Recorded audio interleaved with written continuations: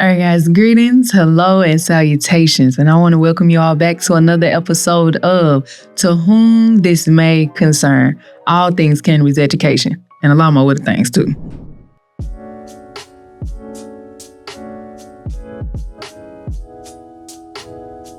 Oh, okay. I have been consuming cannabis for years now, since 2017,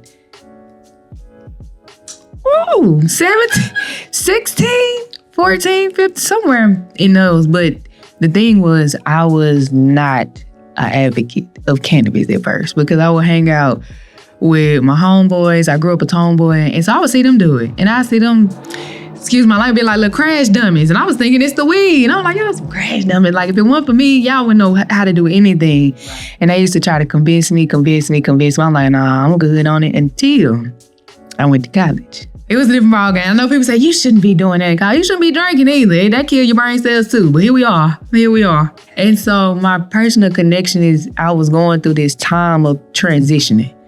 And I didn't know how to handle it. I was crying every day, losing my mind. I was praying to God, but nothing wasn't happening. I didn't see any way out. I really wanted to kind of like just leave this world at that point. And I really wanted to know what was going on though, that I wanted. And it was because I had so much emotion and trauma and things I was dealing with. And I understood where I want to project myself in the future. Because I'm in this role, I'm in college, I have a science degree that I'm doing, but I don't like it. I hate it. Like, what do the visions I had of myself was me dressed up in a business suit. And, I got my nails done. I'm like, what does that look like? And even though that picture seems so small, it is the biggest picture that has stuck with me the longest. And so one day, I had a homeboy, and he was consuming his cannabis. Let me eat that. Let me do that. I hit that. I said, oh my God, I just started looking around. I said, what I've been missing? I said, oh, I'm panicking. I'm tripping for nothing. Life is great, actually. Life is great. Why are we tripping? It was like, you're tripping because you had all these emotions, these thoughts, these traumas, these things inside of you that you didn't know how to release, or that you could release it in a way authentically yourself. And so when I continued to consume like that, I was very intentional. I still was getting up working out. I'm still doing my work. I'm still studying. But when I need that time, I felt that pressure, that anxiety. I'm like, okay, breathing techniques work, but cannabis with the breathing techniques work better. I'm just saying. And so I just kept consuming. Just to make a long story short, fast forward, pharmacy school, I was going through the same thing. It happened again. I started to lose my mind. I'm like, what am I doing? And it's because you're not following your truth and you're authentic. And I'm like, well, what do I love? Like, what could I get up every day and something I don't mind doing for free? And it's like, girl, you're doing it right now. I said, okay, God. Well, okay, let me tell God what I want. Okay, God, I know what it's doing for me. It can't be bad. It can't be something I have to hide. So I invested my first $25 in something I wanted for myself, not something I thought my mom would be proud of, my family would be proud of me, just because I'm going to pharmacy school and I got a doctor. What is Kayla proud of her doing for herself? So I invested $25. It was this Dr. Kaya. She had this webinar about cannabis. And after the webinar, I literally hit the floor and God just threw all these visions at me at one time. It just went like a wave, and it was like a shout moment. Y'all ever seen the people in church and they just start catching the Holy Ghost? I caught it. Like, I promise you I caught it. And I was just screaming and hollering. I said, oh my goodness, this is what my grandma be feeling. I get it now. When you truly are obedient to God, you feel that in your system. So it came about me graduating pharmacy school, me coming to Houston. I was like, I don't want to do this no more. So I'm gonna take a stance and not step one foot into a pharmacy, and we're gonna go all in on cannabis. But I would get so many negative comments from my family, from my friends. They didn't even know it was negative. And they was like, you don't need to be doing that. It's a stigma. You're a doctor. You need to go make $100,000. You don't know what you're doing. Are you a druggie? You're just a dope head. It was just so bad. I had to get through that. And I'm like, to whom this may concern, I really don't give a damn what y'all think this is my life. I know what God gave me. And it was like, well, what do you want to do? I said, I have a voice and it's a message that I have to get out. And I was like, what is the name? I was at home at Hazlehurst at the lake. Sorry, I said Hazlehurst. Yeah. I was at the lake consuming cannabis and I was at home, didn't have a job. I was like, what am I going to do? And it just came over me. It was like, to whom this may concern?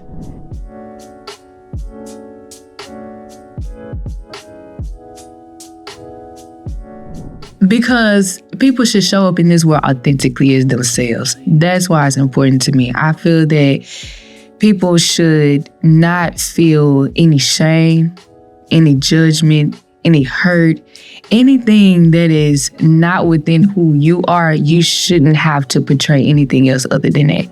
You should know that your innate gifts, who you are, what you bring to the table, what you have in your soul, what God gives talent and everything he gave to you, you deserve to show up as yourself. Just like this plant. I feel like this plant is like my Black people.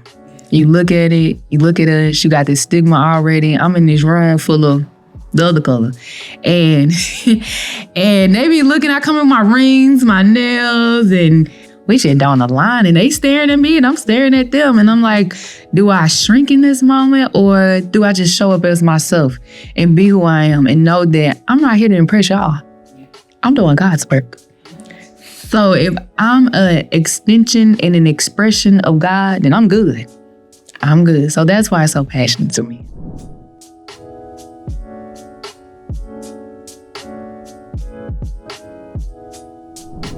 Erykah Badu. Erykah Badu. I mean, spiritually, she's intelligent. You know, most people think, well, why didn't you choose a doctor? Because you don't have to have doctor in front of your name to understand knowledge and research. And she has a profound understanding of this plant, of how it opens you up spiritually, mentally, physically, emotionally, and understand it's a tool in your toolbox, a resource. So she's traveled the world. I know some physicians who know about the cannabis plant and they've done the necessary research on it, but I don't know too many who's traveled the world and connected with so many different people who come together for this one plant and consume it. And so I think that people are the answers to things that are living. And this is a living plant. And so I think you have to have living souls to understand that plant and to understand people. And Erykah has a truly gifted understanding of people, the way life works, the way plant works, the way God has given it to be orchestrated in this world. She has that deep understanding. Yeah.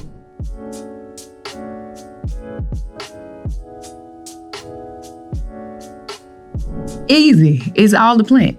No, it's all medicine. It's all healing. Whether I want to look at it from a standpoint of beauty, or if I want to look at it standpoint from health or agriculture, or if I want to look at it from real estate, it's healing. Everybody got a job. The garbage man, he got a job. And he healing me. Okay, because I don't have to do it. So thank you so much. It has a job. Like everybody has a job and a role to play.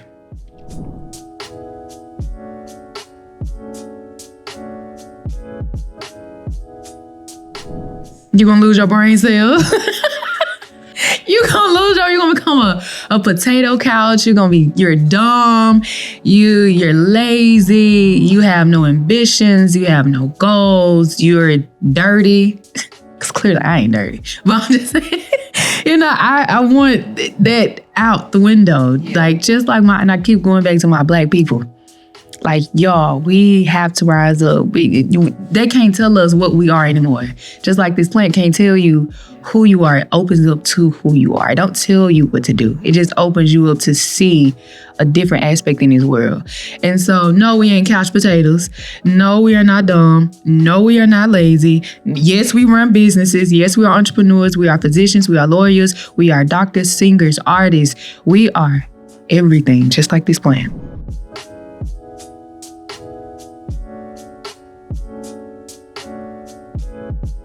I think in the beginning, my challenge was fear, just telling people that yeah, I consume cannabis. Like, yeah, I work in cannabis. But then I realized that I was in the wrong room. Yep. I was with the wrong community. So if I'm feeling this way, I had to tell myself I need to get in my room with my community and my tribe who can show me how to navigate that conversation and not allow me to feel small. And so one of the biggest challenges was when saying I work in medical cannabis, most people are just like, oh, really? And I'm like, yeah, because I'm so serious about it. When it comes to recreational, I mean, they intertwine so effortlessly that you don't realize you're healing yourself.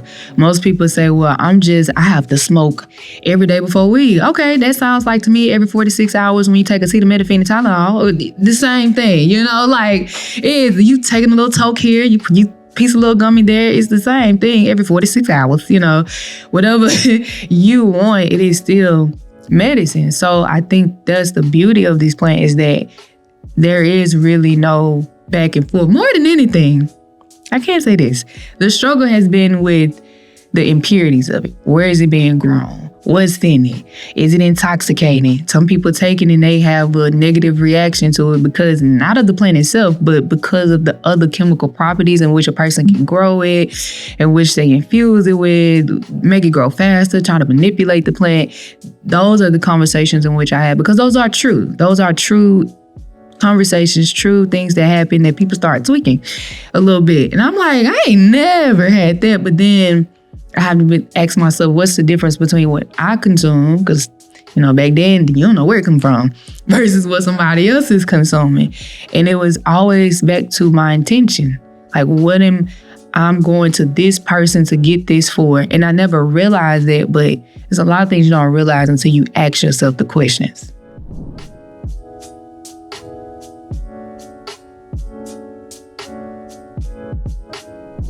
I will do my due diligence in research and connections and network. And most importantly, wherever God lead me to, I'm going to be obedient to that because the research is evidence out there. And what's sad is there are no FDA clinical trials in the United States. All of them, we have to go outside of the United States country to look for clinical trials, look for research studies, and actually going out there and asking people, how do you feel? How are you feeling today when you consume? What do you feel? How are your eating habits? What made you want to go and consume that day?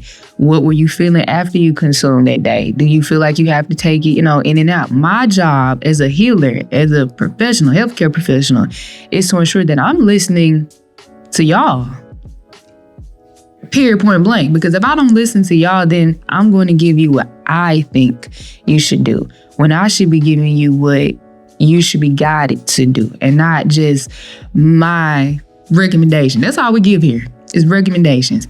But in order for me to give that recommendation, I have to do the due diligence of research and connecting with those people who are doing the research above me in different areas and to understand it. And I keep saying understand. I know y'all be like, what is she saying? Understand, because when you understand it, then you not get what I'm trying to say. You understanding me. I need you to get in the inside so that you can feel what I'm saying to you. And so research, that's my job. My duty is to ensure that I'm doing research, clinical trials, opening space up for more healthcare professionals, for more business entrepreneurs, for anybody who wants to it. I'm going to do the research and we're going to get it found out. So whatever questions y'all got, line them up.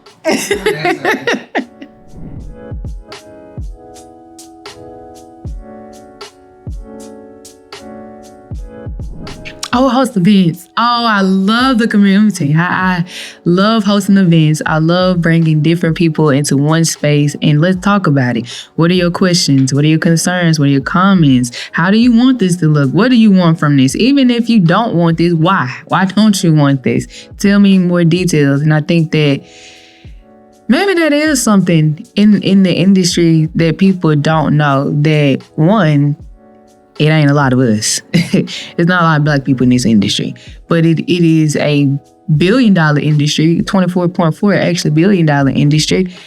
And we are not in it. We make up 1% of the entire industry, 1%. And what people don't know is in the South. And what people don't know in this industry is a lot of people do it. That's what they don't know. That's the true answer. People are like, what do you don't know in the industry? The people that you know do it. And that's what you don't know. Like, it's a lot of people you know that do it. And I want to be able to bring that community together. Everybody got their own niche. Everybody got their own tribe. This tribe is just, we're just cannabis friendly, but they create so many different other people, so many different backgrounds. So we're gonna be hosting events. We're gonna get in the community. We want to talk about it. We're gonna pull up. We're gonna do it all, and we're gonna give back. Like, we're not just gonna take and take and take. No, we're going to exchange.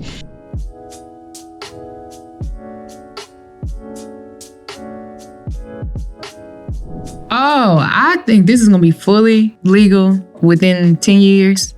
I know people think I'm crazy. I was thinking it's going to be legal in Texas within 5 because it's already here. Yeah. It's already here. And I think that is going to open up the doorway for the next generation to take their health seriously, or take what someone tells you and do your own research. Because so many years, this has been a Schedule I drug. Now they are in contemplation of rescheduling it to a Schedule III, meaning that it has some medical benefits to it. But cocaine is a Schedule II. I'm like, hold up. LSD, marijuana, heroin are all Schedule I drugs. But cocaine is Schedule II, which means when I say Schedule II, it has some medical benefit. So a doctor can use it in some shape, form, or fashion, and it becomes some medical benefit. But cannabis is a Schedule I up there with LSD and heroin. Heroin! Like, do I look like I do heroin? But even Kamala, she said that, no one should go to jail for being able to heal themselves. And so many people say, well, you the one did it. Well, first of all, people, let's run it back a little bit. She was doing her job. I don't think people understand, like, you've been in situations where it's like, do I do this, do I do that? Yeah. But whatever came across her desk is what she had to do. Yeah. And that's just the real of it. So now she's coming into this space that maybe she's trying to correct that wrong. Maybe she has a different understanding. And that is what I want people to see more than anything here, is that you have the right to change. You have the right to go back and say, that may be something I didn't do right that time, but I'm going to do my due diligence to do it better this time.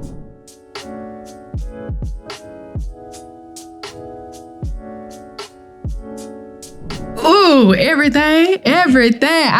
There is nothing this cannabis not touching.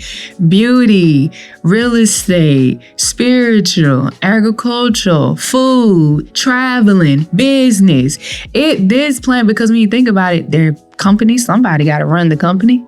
Somebody got to create the horticulture of the plant. Somebody is infusing it now with food. They got beauty products. They got things for athletic people who consume it now. The MLB is sponsoring it. We can talk about it in sports. We can talk about it in music. We gonna talk about it all. And I want to say that because I love learning, and I love everything about learning. I love learning different things. I'm a Gemini. It is true what they say. We just be all over the place. And I love it. True one. Big one. And this plant allows me to really dive deep in my knowledge of people, of community. Because the fact that my beautician, she consumes, but she has this great following. She has her own business. She's been doing so well. And I'm like, girl, you know what you're doing. And she was like, duh, because me and Cannabis get along good. She said, but you wouldn't know that if I didn't tell you. I said, you're right. I wouldn't know that. She said, but I would love what she do for me in my hair. Like the way she does my hair. And it's not my hair outcome. It's what she pours in it through those hands of hers. And when she talking. And it's like, but we having a conversation. We both consume cannabis. Yeah, we do. But it's the vehicle, not the destination. I want to thank y'all for being here today. Thank you for interviewing me today. And what I want to leave you with is, come back to whom this may concern. And we can tell them what you're concerned about, okay? So, with that being said, y'all have a good day. And like Tabitha say, don't go messing up nobody else's day. Peace.